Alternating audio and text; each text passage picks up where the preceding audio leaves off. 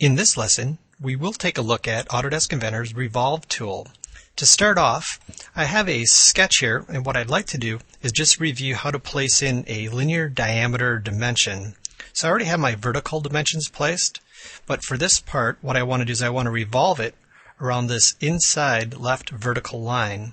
So what I need to do is I'm going to place in some dimensions. So general dimension, I'm going to select the edge that I'm going to revolve around, the edge of the point to define the other place. I'm going to right click before placing it, select linear diameter to make sure that I have my diameter dimension. We'll place that in at 30. And I'm going to do the exact same deal on the outside edge. And we'll place that in at 50. Now, if I erase both of those dimensions, and if I would have had a center line, makes it even easier to do. Just going to draw in a line segment, select it, and change it to a center line style. I'm going to select D from the keyboard. And then when I place that dimension, it'll automatically default to linear diameter. So I'll just quickly place these in. Fully constrain my sketch. Now let's take a look at the Revolve tool. First of all, I'm going to switch to an isometric view. I'm going to click Return to exit out of the sketch environment. And then from the Part Features panel, click on Revolve, or R is the shortcut key. So the profile, it was automatically selected since there was only one. The axes, being the center line, there was only one of those, it was automatically selected. If I did not have a center line, I would have had to select a specific edge to use as that axis of rotation. Again, the output is either going to be a solid or a surface. In this case, we will output a solid.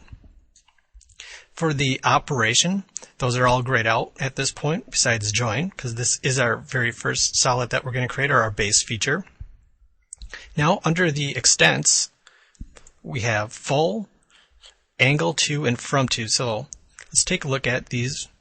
So first of all, the full, just like you would expect, if I spin this around,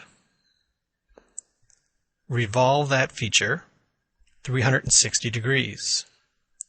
If I go back and edit that feature,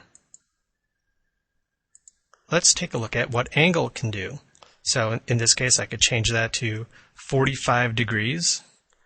I can change it to go in the clockwise, counterclockwise direction, or in this case, I could also go evenly in both directions. Again, that 45 degrees is the complete revolution, so it's going half in each direction. Now for the other operations here, I have a file that's already open. It's called Revolve.ipt, and this is also located in your Chapter 3 exercise folder.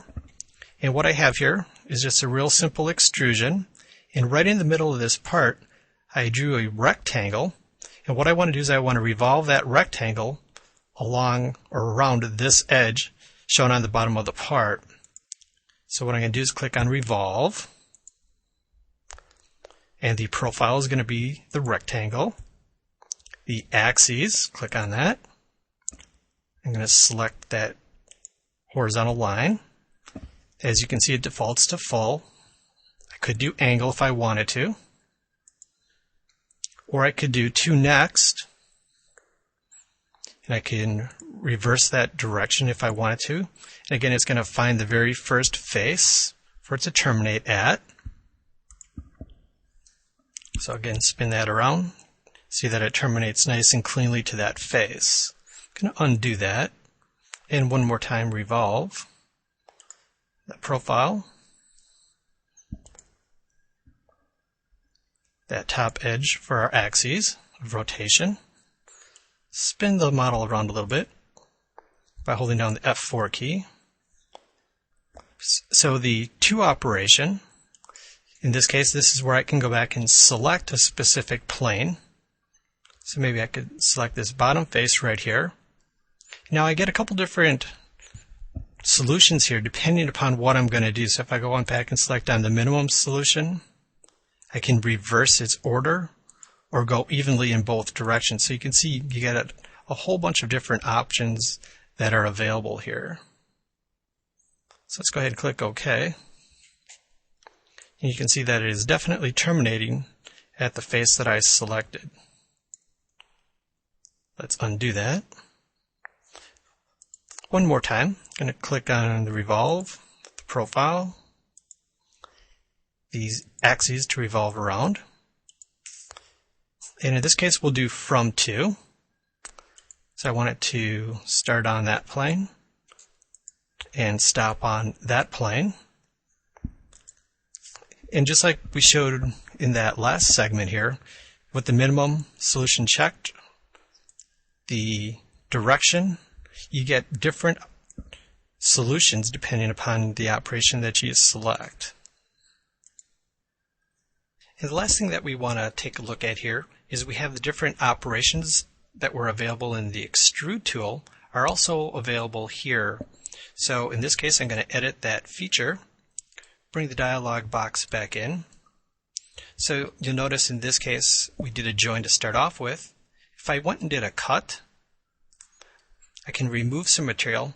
In this case, I'm just going to go all the way around, do a full cut to remove the material. As you can see, a totally different solution just by selecting the cut operation.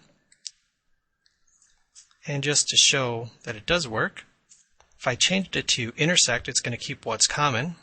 So I would only be left with those two slices. That completes the Revolve tool.